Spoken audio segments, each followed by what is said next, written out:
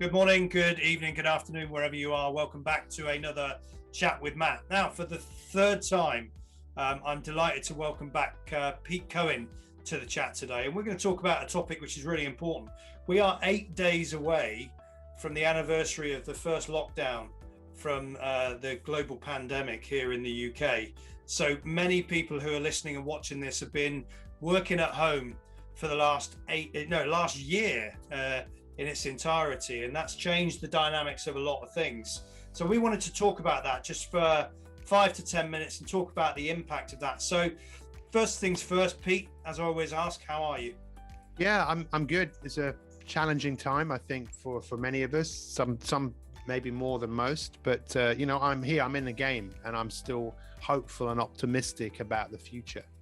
Absolutely, and we've always got to have hope. That's quite an important thing, isn't it? Well, hope, there's a science of hope, and I never knew there was until I came across it. And the science of hope basically means that you believe your future is better than where you are. And let's face it, if you don't have that, then it's very easy to get immersed in what's going on, which is a lot of uncertainty, a lot of fear right now. But we still can be hopeful. We can still see something better. That I do. I definitely see things getting better. So yeah.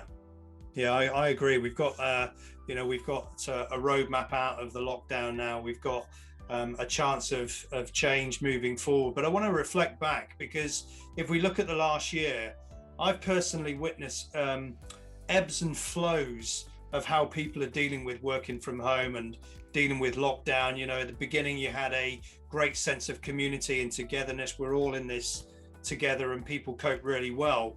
And then as we've progressed through the year, I've seen more and more cracks emerging where people are struggling with, the social isolation, the working from home and everything else. Give me your perspective on that in terms of what you've seen. Yeah, so my background prior to COVID was, I'm a speaker. I actually moved to where I live so I could fly all over the world. And obviously that all stopped overnight. So I'm a speaker, I'm a coach, I specialize, as you know, in human behavior, performance, well-being. And what was really interesting was to see how quickly people adapted.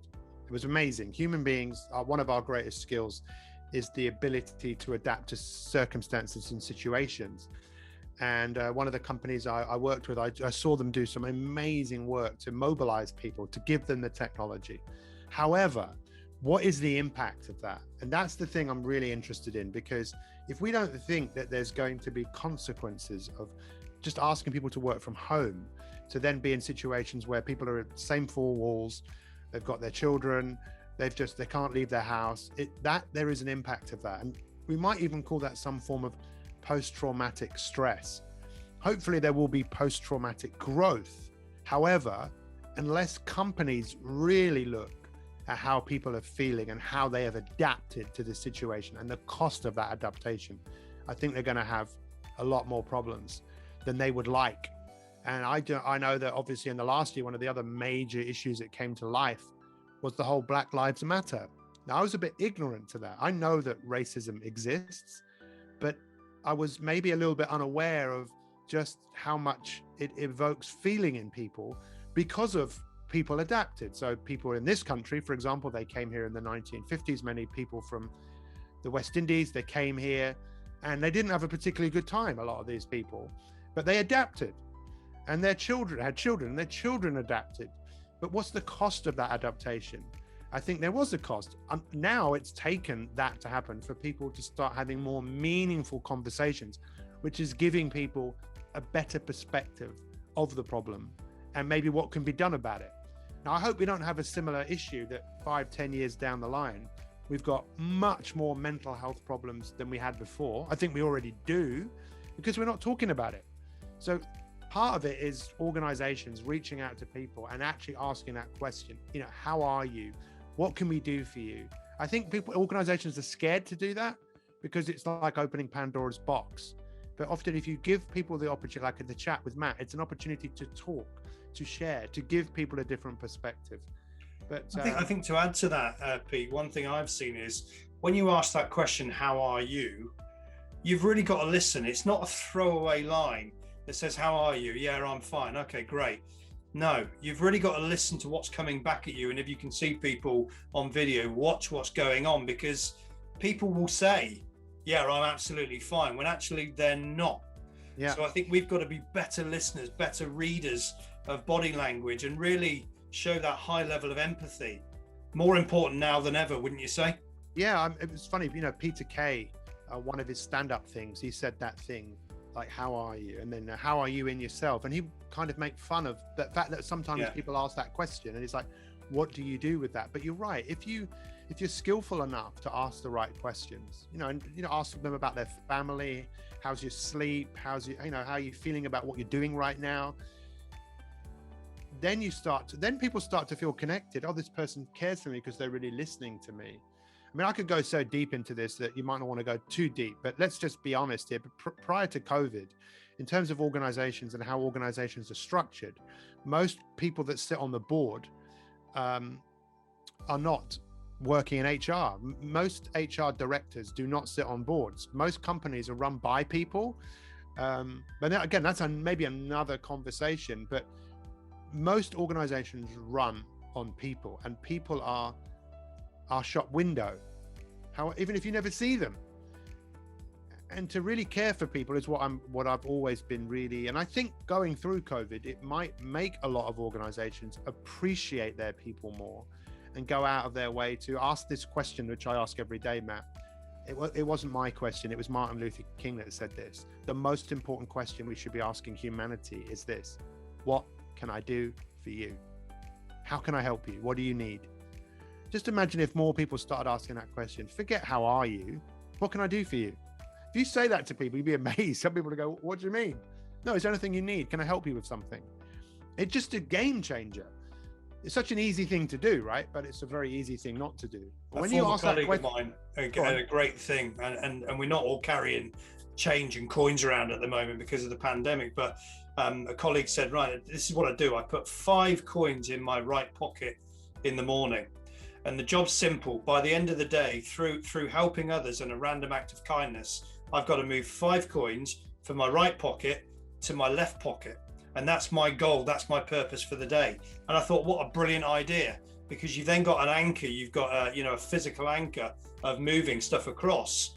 But the reason you're doing it is because you're creating this habit of random acts of kindness, to your point, helping others. I just thought it was a great thing to do. Yeah. I think we live in a world where I think deep down we all know that the greatest thing we can do is grow ourselves, right? However we choose to do that, and to contribute, make a difference to other people's lives. And I think COVID has given us an opportunity to do that like never before, to help each other. Because otherwise, what's the point? If we can't help each other, what's the point of being here? Surely that's what's going to make things better. That maybe sounds a little bit, I don't know, airy-fairy. But that's why I'm hopeful. I'm hopeful that the world will come together like never before. Well, let's make it less airy-fairy then, Pete. If you're as your job as a performance coach, let's get practical. If you're coaching your clients or you're coaching individuals, and you want to give them a piece of advice from the heart around how you can start help others, what would you tell them? What advice would you give? Well, I suppose it's got to have an idea of what it is that you actually want. And let's face it, I've actually got a magic wand here. And by the way, I didn't know this, that the word abracadabra actually means I create as I speak.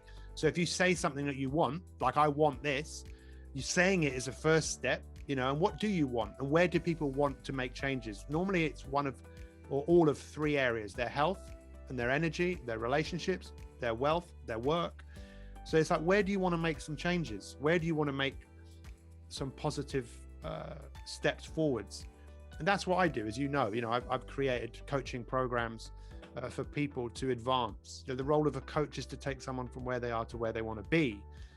And now through technology, we have that ability to give people coaching wherever they are. They have to want it, obviously. Yeah. But that's what I do.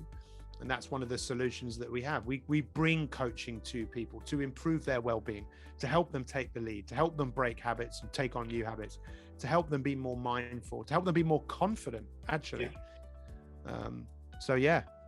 So as we get towards the end of our chat today, this is a brief chat today, but it's about that importance of thinking about, as we move forward from lockdown, as we move into whatever the common operating system is going to be. What would your call to action be, Pete, for businesses, for individuals, to help them adapt again as we move forward with hope? I'd say let's have a conversation, you know. I mean, like you and I having a conversation. Let's have a chat. If this resonates with you, then reach out. Let's talk. You know, there's nothing happens without talk, right? And dare to think differently, dare to be bold. Because there is a solution. You know, my mum, as you well know, who we just talked, you know, she's not well. She's got days, maybe a couple of weeks to live right now. But she always taught me this. There's an answer to everything. And even though there might not be a specific answer to what's happening for her, I think there is. The answer is I will take something from that. I will take her life with me. I know this might sound incredibly deep and not what anyone expected, but that's the current reality of my situation. Yeah. And I still, to this day, think, okay, you got a problem? You got a situation? Let's talk about it. Let's find a solution. Otherwise, what's the point? Well, you stagnate and you go nowhere. As you say, the future is unwritten. You've got to make it your own. Yeah. And if you're doing that for other people as well, if you run a company and run people, ask yourself, what do those people need? I can tell you what everyone needs in companies. They need autonomy. They need to feel that they are themselves. They need to feel they can get better at what they do. And they need to feel there's a bigger purpose to what's going on. Yeah. And that's where great leadership comes in. Yeah. So, yes. So I think if you're listening and watching, there's some key messages coming out. We're going to go through another period of change in the coming weeks and months. If you're not sure how that change is going to affect you, reach out to us, talk to us. We're always willing, always happy to have a conversation, a chat with you, even if it's just a how are you conversation. We're always willing to do that. And if you're looking more broadly, if you're a leader in your organization, you want to think about how your people are going to cope with that, reach out to us again, because it's important that as we adapt again, that we're all in it together, that we help and we support and we give back to each other. Pete, it's always a pleasure talking to you. I think I could probably talk to you for another hour on this. I wish you all the best. Thank you, my friend. I thank you for taking the time out. I'll see you again soon, my friend. You will see me again soon. For everybody else, thanks. And we'll be back very soon again with another chat with Matt. Stay safe and get ready for what's to come. Thank you.